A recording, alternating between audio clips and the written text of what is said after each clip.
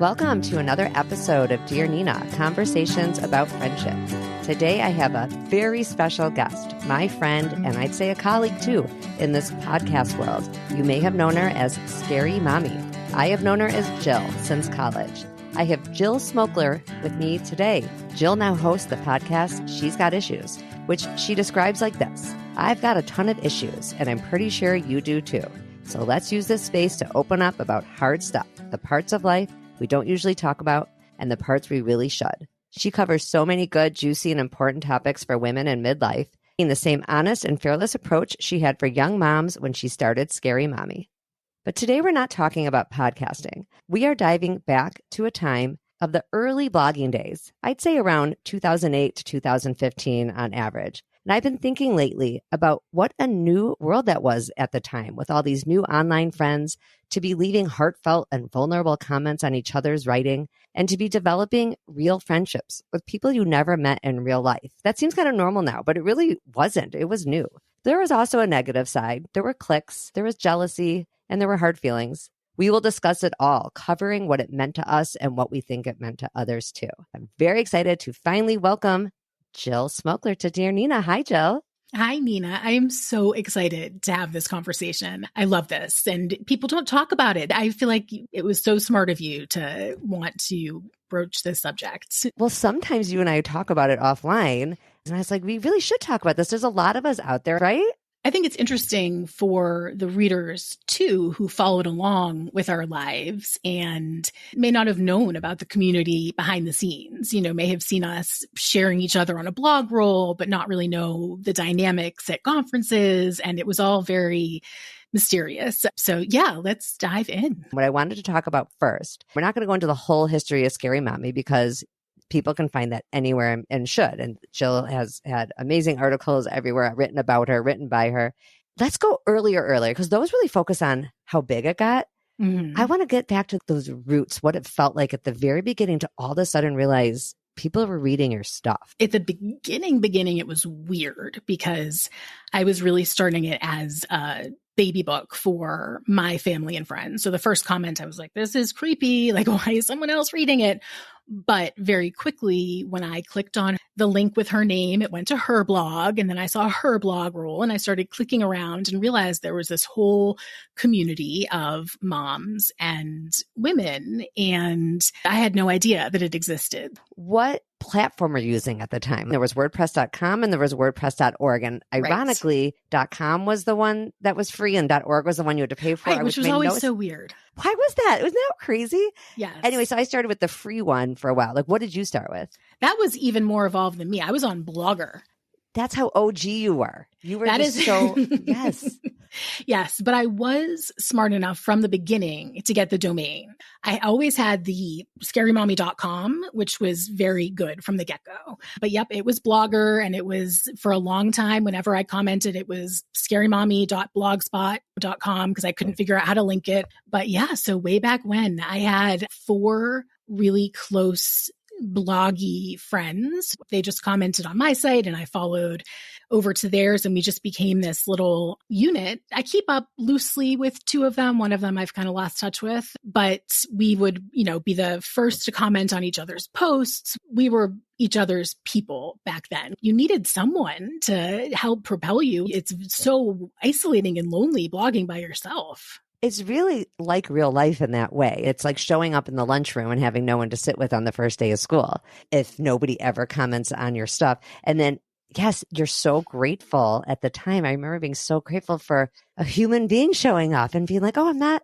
just talking to myself. The fact that any of us signed up for these accounts, it's like, of course we wanted people to read it. I think to deny otherwise that, maybe at first because you were so early, I could see that. But as time marched on, like anybody who understood what blogging was and signed up for an account to start a blog was hoping to have readers. Oh, 1,000%. And it's addictive. I got over my icky feeling really fast and then I was in it. I mean, these were the days when not only did you have to, not did you have to, but did you respond to a comment on your blog, but you also would go to the other person's blog and read a blog post and comment. And it wasn't just like, the way the Facebook buttons are now, like, or, oh my God, I agree, whatever. You have to really read it and comment. So you got really invested in these people's lives. And it felt like a responsibility. I remember Jeff my ex-husband, giving me such a hard time because I would just stay up until midnight, 1 o'clock in the morning, just blog hopping. And he was like, you're acting like it's a job. I was like, it is a job. Yes. In my world, it is a job. Everything about this is such fun nostalgia. Just the word blog hopping made me smile. But you're right. If you took it seriously to reciprocate, it was like a job. And that's why in some ways it also is like real friendship. You cannot have a real friendship where you are never, ever, ever reaching out to the person. I talk a lot about how it doesn't need to be equal, because people who are waiting for it to be equal, it doesn't work, because sometimes people are just better at reaching out. But in the blog world, if you are constantly leaving comments for someone else and they never came back, of course you'd stop reading theirs. That was just like a no-brainer. That was how it was. And it's so not how it is now. I mean, if a celebrity or whatever the equivalent, an influencer actually replies with 3 words, it's like people are giddy and it's amazing. I can't imagine them taking the time to read a real essay and really leave thoughtful comments. It's just not the way things are anymore. A couple more memories. You mentioned blog rolls. That was like the links on your page. Right. It was where you would list the RSS feed of all the other blogs. So when they posted, their blog name would come up and the latest post name would come up. So it was like a refreshed feed on your own blog. So it was sort of like a little gift that you gave the people that you were sending them your visitors to. People updated it. And then as blogging evolved, there were some people that would charge for appearing on their blog roll or having a little button on their sidebar, because there were buttons, back then. Oh, sidebars. Just the word sidebar got me excited. I love nostalgia. It's funny because I recently did an episode about college friendships and focused on the 90s a lot. We're talking here really about a whole chunk of time later. This isn't right when we graduated college. It's about 10 years later. So there's like lost years in there. I don't even know what happened between 1998 and 2008. Well, we graduated in 99. You know what? I just thought about something. You might be the first person I knew who had a baby. I was pretty soon after you. I was. I do remember you getting married really young. I got married soon after, you having that baby. And so doing this blogging thing was new for us. There might have been a couple people, obviously there were, doing it a little before, but even Blogger, it doesn't exist anymore as a Google enterprise. Wasn't that Google? Didn't they own that? Yep. They went away with that. I wonder why. But I remember the blog roll. I never knew that people charged. You also mentioned something else, the days of the week. What was that? In the early days, you'd have themed days of the week. I see like Flashback Friday and Throwback Thursday now on Instagram, or at least I used to. So it was that type of thing. Food bloggers would have Meatless Mondays, but a lot of like Flashback Fridays, but they wouldn't just be a picture. It would be like a whole essay, a whole story. Yeah, it was just like a nicer version of what Instagram is now. Think about all the time it took. All the time it took to write those pieces. But what it gave people was a deadline, and it gave you sort of a writing prompt. But that's what they were. They were writing prompts that you would have to think about. Well, because that's the other thing. Back then, there was the pressure to put out content every day. And it wasn't just a picture. It was, a full essay that you edited, that you needed to find an image for, that you had to respond and deal with all the comments for, that you had to plan ahead for, like all the stuff. It was a lot of effort to put out a blog post a day. And I don't know if you ever did this, but on the days when I, for some reason, didn't have a blog post or couldn't blog, I would write an apology to my readers. Like, I'm so sorry that I don't have a post today. I'll promise I'll have one tomorrow. But for today, I have a flashback for you. So go read this post from 2009. I never did the everyday thing, which probably didn't help. I was nowhere near the heights that you reached, not even close. I think one thing I did that I tried to fix with the podcasting, because by the way, podcasting is in a way like blogging 2.0. I've taken a lot of what I learned and wish I had done differently then and done it differently for this, which is I never had a niche. Yes. So for podcasting, obviously I have leaned into the niche of friendship, which I've written about for a long time, but I've written about other things too. I decided to just take this one and go with it because I love it so much. But with the writing, I was always dancing all over the place. I think I kind of fancied myself someone who was writing about writing, which by the way, Mm-hmm. gets real old real fast. And I Yeah. didn't want to be pinned into parenting, even though I did write a lot about parenting, a lot. Yeah. But I never had a cute name. So I was always just ninabadson.com. That's still my URL. And it's helpful to have something that isn't just your name, something that tells people what you're doing. And so Scary Mommy was brilliant because it said, we're going to be truthful about what this is like, but also there are pieces of this parenting journey that are terrifying. And that's why we have to laugh about it. I mean, it had like a lot of meanings in my mind. It totally did, which I loved because it happened somewhat accidentally. My youngest was calling everything scary and said the term Scary Mommy. And I was like, that's a perfect blog name. It really also represented the real authentic side of parenthood. And it became sort of a rallying cry. I loved all of what it came to represent. And that was what I did in college, was branding and graphic design. I love that stuff. And before I wrote a blog post, or maybe after my first one, I designed the logo. Like, that was getting the brand down. Once I sold the site, the name became a big hindrance for them. They felt it really, like you were saying, sort of pigeonholed the site into very young motherhood, which made sense. But as they wanted to appeal to a larger crowd, I think the word mommy sort of was a turnoff to them. But say la vie. Yeah, it's not my problem anymore. Well, actually, I'm glad you brought up the word mommy, because that was sort of part of the universe of blogging. And you brought up food bloggers too. There was like a whole other world, but you and I were plugged into the same world. And I never liked to use the word mommy myself. It didn't, not with yours. It's interesting because yours had an edge to it. It sounded like cloying. It's like, yes, there's something, yeah, ew. I agree. But I feel like the scary offset it so it doesn't have that same baby center, annoying, vanilla perfectness to it. Yes, it's true. People pitch me for my podcast talking about mommy friends, and it turns me off. I never use that expression as a parent myself. I might have said mom friends, I guess, but not even really. They're just friends. I don't know. Now, though, I do say blogging friends, and I have said writing friends, and I work friends. I mean, I use those expressions. I never liked the expression mommy friends. I don't know what my deal is. And I think from the writing perspective, it's like people were putting it down kind of in a way. Yeah. We saw this with Heather Armstrong passing, very sad. And there was a whole thing about how so many of the articles written about her, it's like the headline was still mommy blogger, and then all the information about her. I think that maybe also, Jill, is what brought this conversation back into my mind, actually. No, I think you're right. It brought blogging back into many people's minds and the olden days and how it used to be.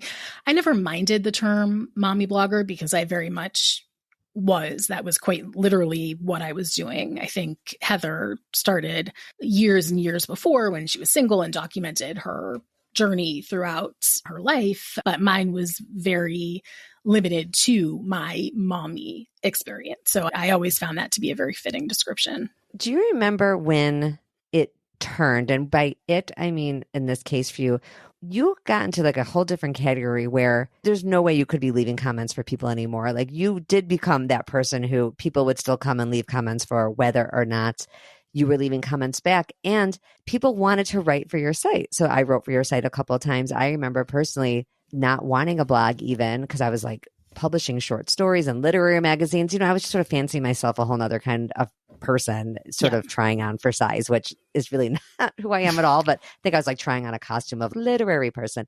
I wrote a guest post for Scary Mommy. I mean, you're part of my origin story of blogging. I've told it many times, many places. There were so many comments so quickly. I had 3 kids at the time. Now I have 4. I mean, so this was so early.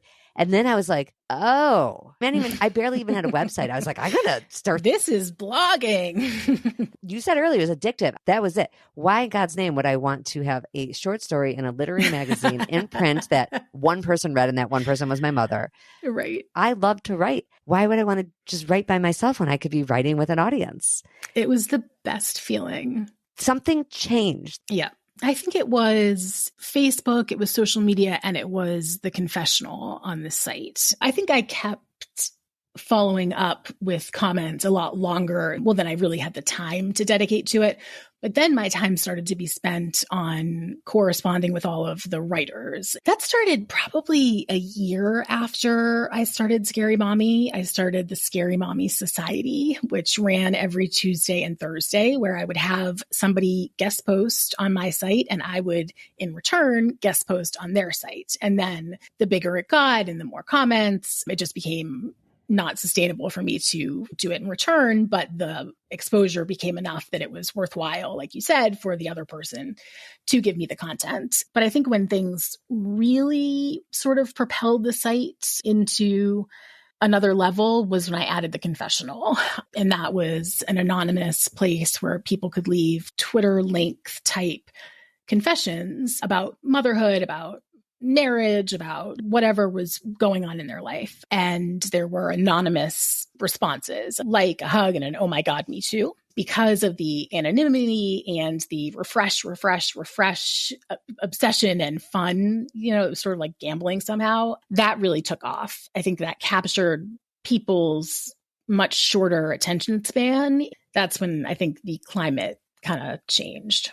You hit on something that I want to play a couple voicemails from some listeners of this show who are also bloggers back in the day about that vulnerability piece.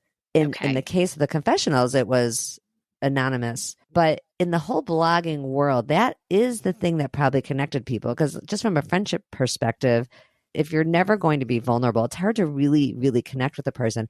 So here we all were writing about things that really meant a lot to us, sometimes things that would be hard to say to a person, and yet we were able to write them. Andrea Shear, who really has an interesting story of her blogging. I didn't know her back in the blogging days at all. I met her more through the podcasting. I was on her podcast not that long ago. She had an early group of bloggers that became close and started traveling together. And we're going to listen to her voicemail first. Hi there, Nina. Oh, how fun that you're talking about the old school blogging scene. I had a blog called Superhero Journal for many years. I think I started in 2002. It was a very quiet place on the internet back then. It was so much easier to gain an audience because there were just so few of us doing that at the time. I happened to live in San Francisco during those years as well. And I think the only reason I even knew what blogging was because I was steeped in this particular world in San Francisco that were, these people were sort of creating these platforms and stuff like that. I was also pretty quickly going through infertility. So I made this decision really early on to start writing really vulnerably and authentically. I wasn't sure if it was going to hurt my existing business, which was a jewelry business at that time. But in every way, I think it just drew people toward me and people were compelled by that realness. And I think that's sort of what those early days of blogging really felt like, was this was really authentic. These were our online journals. In fact, that's what I used to call it, an online journal. And as far as meeting other people, it just kind of quickly became part of that community in San Francisco. I don't think I ever thought I was in this sort of in crowd in a certain way, because I just didn't have quite as much visibility as some of those other sort of OG bloggers. But I would see them at conferences, and I guess I was part of that circle in certain ways. I met a lot of people through blogging, people who were reading my blog and really resonated with it and then reached out to me, and then we became in real life friends. And just like every other friendship, some of those went really badly and went south, and others I still have to this day. Anytime that you're making yourself visible through your art and through your creative work, you are attracting people who are a kind of like vibration to you. The other thing I'll say is that my friend Kelly Ray Roberts, she decided, this must have been back in 2008. Okay, there's all these people that we really admire online, but we've never really met them. What if I invite all these bloggers to the Oregon coast, to this beach house, and what if we all hang out for a week? And so she started inviting us one by one, and one of those people was Brene Brown, actually. And we just decided that this was going to be a community that lifted each other up in friendship. And allowed each other to shine really bright in our friendship. Okay, Jill, did you catch that one of Andrea's blogging travel mates was Brene Brown? Yeah, I did. And I went in on that trip retroactively. That sounds amazing. Yes, how amazing. But it just goes to show the power that was in this world. You know, I caught on to Andrea use the word community a lot, and you and I use it a lot, and the word vulnerability and authenticity. Those were the things that felt so new, because before blogging, anybody who wanted to write nonfiction and memoir, whatever, I mean, there were gatekeepers. You had to get a column in a newspaper or a magazine. You had to publish a book. Back then, you had to publish a book with an agent. Now people can get their thoughts out in any number of ways, even just on Twitter or something. I mean, you don't need someone to tell you that you have permission to say things that you feel. But that was huge. It really was. All of a sudden, you were your own publisher for the first time. Yeah, it was a very new thing. And then Andrea also talked about that jump from not knowing people in real life, but really getting to know them deeply online, to meeting in real life. And there's one other voicemail I want to play from someone who talked about knowing you. Oh. My name's Debbie Gilboa, and I go by Ask Dr. G online. And the thing that really amazes me about blogging friendships from 10 and more years ago, and I've seen both these things in my friendship with Jill, these friendships have such staying power that even though some of these women I have never been lucky enough to meet in person, or I've seen just a few times, I know their kids and I've seen their highs and lows because people are so authentic and vulnerable and willing to share. And the second thing I wanted to say kind of, I think, comes out of the first thing, and that is the generosity of spirit in these relationships. These are women who, having often never met in real life, know that these are real friendships and do favors and support and lift up and promote and make introductions, and are just so generous with their time, with their platform, and with their heart. Nobody can be described that way more than Jill. Oh, that was the nicest voicemail ever. Yes, isn't that nice? I was so pleased that she left you. that. And I got to play it for you live. She's capturing that gratitude that a lot of people felt for like sharing the platform. I mean, it was such an act of generosity. She's right that people develop their own audiences and then would share it with someone else. I don't know if you remember this trend. I absolutely hated it and refused to participate in it. There was a thing on Twitter called Triber. Does that sound familiar to you? Yes, but I can't remember exactly what it was, but I do remember it. It was horrible. If you wanted to participate, you would sign up to be like part of a tribe, and then you would automatically be sharing each other's posts on Twitter. Yes. And I didn't like that because it turned social media. It wasn't just that. There were probably other things like that where people maybe had unofficial agreements to do that also. I never had agreement like that with anybody. That was a more formalized agreement. This became another thing where it was very clear, like, oh, this person always shares this person. I know I sound like very petty, but then social media just turned into white noise. You knew that no one had read that stuff. You're telling me this is stunning, beautiful, heartbreaking. Exactly. Never read something so moving. Really? It's Instagram and Facebook comments now. It's just like it could just be AI responding to it. There's nothing of substance. You reminded me, though, with the early OG group I was telling you about, the 4 women, we had formed for a brief period of time, like its own tribe of mommy bloggers who would comment on each other's things and support each other and promote each other. It was called Moxie. And we had this ambassador that was like a doll, and we like sent it around the country to all the different people who were bloggers. It was like this whole thing. But it was before there were really strong communities and that bridged into in-person, and it was cool. Those early days were fun, and things weren't being done. So there were so many new ways to bring people together, and it was all just felt so innovative and fresh. Yeah. And then technology had to sort of catch up. And it had to ruin everything. A couple more comments from listeners and blogging friends. Rifki Silver said, the blogging world feels like ages and ages ago, but it was so all-encompassing back then. I remember the feeling of healthy and not so healthy competition, seeing where other bloggers were cross-posting who was getting what award and who had been featured on HuffPost. Remember that? Seeing the array of my work was also featured on icons at the bottom of a blog's homepage was a major impetus, right? I know, I knew you love this comment. Oh my God. was a major impetus for me to start submitting my work to other publications, which eventually led to my current writing work. And that, by the way, is true for me too. That's me, Nina, interrupting. Okay, back to Rifki. She said, through connecting with other bloggers and readers, my world was expanded so much. I think it was really the start of those online relationships where you feel a sense of intimacy with someone because you're reading about their life and commenting and sharing. It forms a bond. It's a real relationship with a give and take. And the next levels were things like talking shop, recommending different graphic artists or web designers, and of course, the actual meeting in person, which on occasion was awkward, but sometimes really nice. So while I never felt part of the in crowd, I do have some friendships like ours, thanks Rifki, that last to this day. And that's worth more than any blogging award would ever have been worth. Oh, wasn't that good? That's so sweet. But those blogging awards, they could make you feel good. They were just so comical because they were just these made up awards that you would bequeath upon people and expect them to be ecstatic. I remember sending them to some bloggers who were very highbrow, like original bloggers, being like, I wanted to feature you on my site. You can take this button and put it on your sidebar because you won an award. Yes, the button. You had to make a button. They didn't respond. And I now feel like quite a moron for that. But yeah, filling up your sidebar and your footer with all the bling. Yes, the bling. That was huge. But I think when Rifki talks about not totally feeling in the in crowd, I felt this too.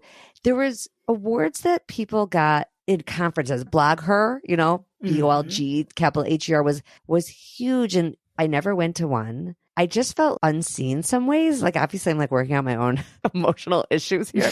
I don't know.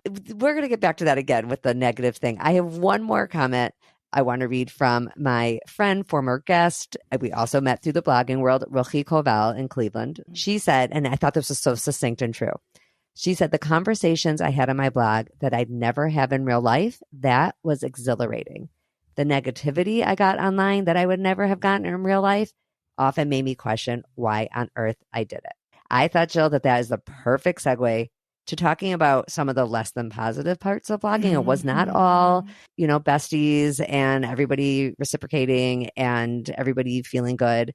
Let's just talk about the negativity. I didn't have a ton of it because I just wasn't as big. But for you, with such a huge platform, that had to be a thing. It took a while for it to set in. I did an article on CNN's website that got a lot of traction, and that brought in some negativity, but I really didn't deal with that much aside from a really hot button topic now or then, but it really would be more from a guest than from me personally.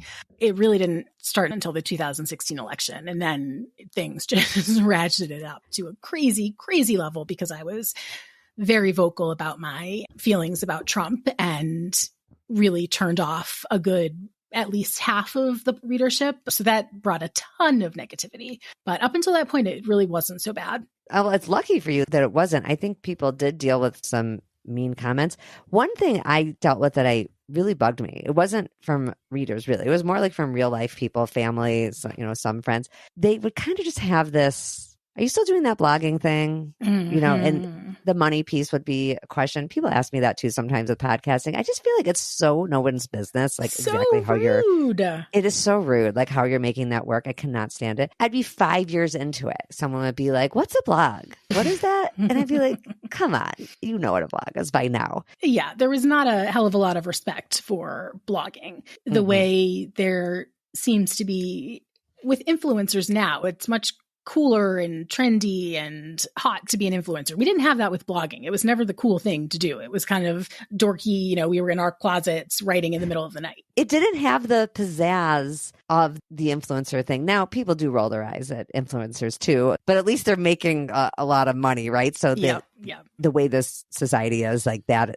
counts for something, I guess, even though no one really knows how authentic. What we had was authenticity. Well, because it started with the likes and shares, and then it was money. And now it's like, how can you not be driven by it? I hide my likes on Instagram so I don't see it because I just don't want to get caught up into numbers because I know how obsessed I get and I just don't want to ever get to that place. It's really addictive and hard not to. That is a negative piece of it. And Rifki touched on that with the competition. I love that she brought up Huffington Post. Oh, those were the days. Right? That was a switch back to the money thing that's related to that. That really got writers for other websites and magazines and newspapers upset because Huffington Post wasn't paying writers at that time. Well, right. That was something else that I did want to fess up about. Was it wasn't completely altruistic that I was giving people this platform. It was also content that I was providing that I didn't have to write. There was that benefit to it also. As I teach these writing classes, I'm always trying to tell people, like, you're in a more powerful position as a writer who's trying to get published than you think. There are so many places out there desperate for content. So desperate. That's just what everyone's looking for. Everything is just getting recycled and recycled and recycled because people are desperate for new content to share. And now with AI, maybe less so. Maybe they don't need so much content, but they should because it's so choppy reading that stuff. Oh, it's awful. You said something before we started our episode, or, in the past couple of days, that really surprised me. I've been talking about on this episode, and I've said it to you, that I always felt a little on the outside, never went to conferences, and I felt like I just didn't know the right people, wasn't in with the right people.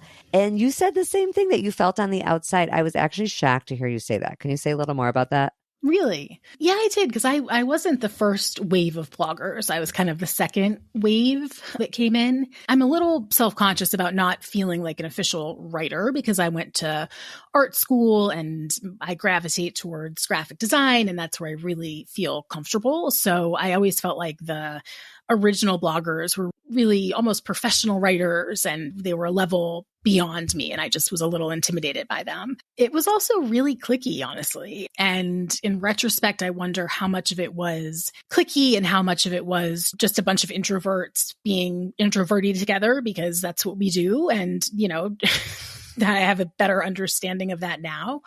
But the community, it wasn't very welcoming to me at the beginning. I remember my first blog, I spent a lot of time in my room crying, not exaggerating. My second blog, I had a mediocre time because you could go as a new person. And at least back in that day, there were all these private parties and events and everybody had plans, and the conference wasn't really what you were going for. It was all the extra stuff. But if nobody knew you, you didn't go to any of the extra stuff. And then the Scary Mommy growth, I didn't go to conferences for a couple of years. And those were the years when Scary Mommy really exploded. When I went back, it was a whole different ballgame, and people knew who I was. They wanted to get on the site. I had books that were out. It was very different. And I sort of was like looking for the people who shunned me at first. Wanted to be like, hey now. When you came back a couple years later with so much success, New York Times bestselling books, it had to feel intimidating to other new people. And so you probably could see from that point of view, you couldn't possibly connect with every single person. I do want to address your writing for a second. I'm not just saying this because we're friends. Part of Scary Mommy's success, I will die on this hill, was what a natural, authentic writer you are and were. And I told you that then. You probably don't remember because you had a lot of people talking to you, but you're so funny and so natural. And sometimes it's that untrained person who's just making observations about real life and the real world and just saying what you feel. It was excellent. That's why it caught on. It's why it felt original and not like the same thing people had read a million times. So thank you. And you're one of those people who I think of as the real writers who I aspire to be and really have a lot of admiration for. Oh, thank you. Meanwhile, I had a tiny audience. You know what I mean? So and you have an audience now, which you've built, which is awesome. Thank you. One other interesting kind of negative area that could happen with these online relationships. A couple of people have brought this up. Andrea's talked a little bit about how it didn't always go well. She had this wonderful group that traveled, and Brene Brown and whatnot. But then there was also the times when it kind of went south. Did that happen to you? I mean, maybe that's hard to talk about. Yeah. I think when Scary Mommy really got successful, it did change some of the dynamics of my online friendships. Some of them it didn't at all, and it shouldn't have. I think some of them resented me. I think there was a lot of resentment, honestly. It got to a point where there was very little that I could do about it because I wanted to grow the site and I wasn't apologetic about it. But when you grow with a group of people and everybody wants the same goal and one person is achieving it faster or more than the others, it's got to cause friction and problems. And I think it definitely did. And then there's the issue of having really good chemistry with the screen between you. You're leaving comments all these years. It's wonderful. And then you meet in person, it's fine. It's not negative. It's not. It's totally. But it takes the air out a little bit. And there could be no competition, no jealousy. There could be nothing like bad that happened. Maybe meeting in person gets built up and, oh my gosh, and we're going to both be in the same city and we're going to have coffee. And you can't go back. You can't go back to what you had before once you meet, and it just doesn't click like that. One of my closest friends now I've met through blogging.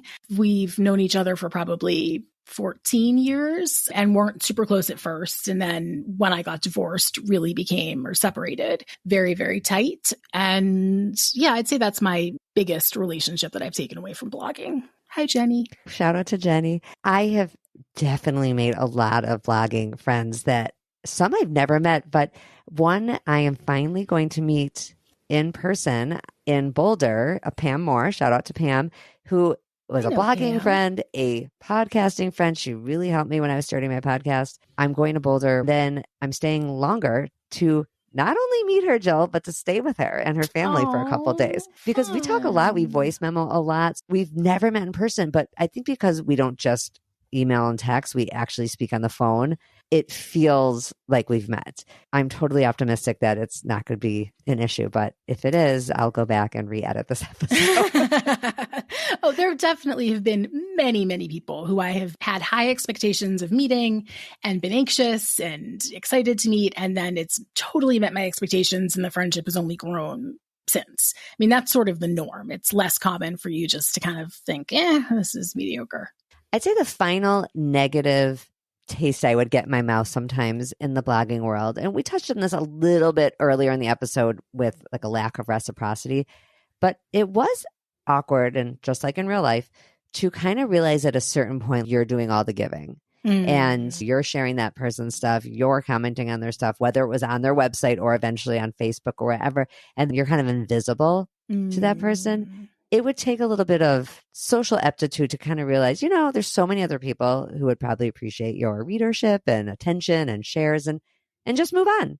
But it's weird. There's no official way to end those blogging friendships. They just kind of fizzle out. Yeah, it is weird. And it's weird to keep up with people on Facebook and every now and then see their kids who are suddenly like 10 years older and you used to be so invested into their lives and you're just seeing like bits and pieces now. Because the friendships you make through blogging, they're real. I think so too. That used to be a question people would ask, can online friendships be real? I don't see that question anymore. No, you don't have to qualify. Of course they're real. And if you weren't getting something from it, you would stop connecting with that person. As long as online friendships don't keep you from making sure you do have some people to hang out with in person, I think it's all good. I think it adds way more positive than negative. I think you're absolutely right, because it's all of the good stuff. And then you could just shut down your computer when you needed a break. And then you had all the support and the community and everything that you needed. But you need the real stuff too. So Jill, last thing you want to leave the world with on this topic of old school blogging friendships? I look back on that time so fondly. It was like 2008 to 2012, 13. That's the time that I think Scary Mommy was at its prime, and it was the most fulfilling and fun. And it was because of the relationships with people. It was the bigger it got, the fewer real relationships there were. And we used to have a really tight-knit community that couldn't be as tight-knit. So I will always look back so fondly on the early days and the friends and the relationships that Scary Mommy helped form. I think it was the best. I love that. That's such a nice note to end on with you. And I would just add that I also feel like it was a very special time. It wasn't forever. Each day was so long and we stayed up so late. But now, like looking back, it was like a slice of our adult life and we were that babies. I'm really grateful. Yes, we were little babies with little babies. Oh And my God. I do think all positive outweighed the negative. And I'm so glad it brought us to stay connected, like beyond friends. And to have a real friend who, you can geek out on online stuff. And I have so much fun talking to you. I could do this all day. That's the best. Well, Jill, thank you so much for giving us your time. I know I have a lot of readers and listeners who are impressed I know you. So, yay. Mina, thank you so much for having me. I always love any chance to see you. I know I'll talk to you again soon. And listeners, you come back next week. As I always say, when our friendships are going well, we are happier all around.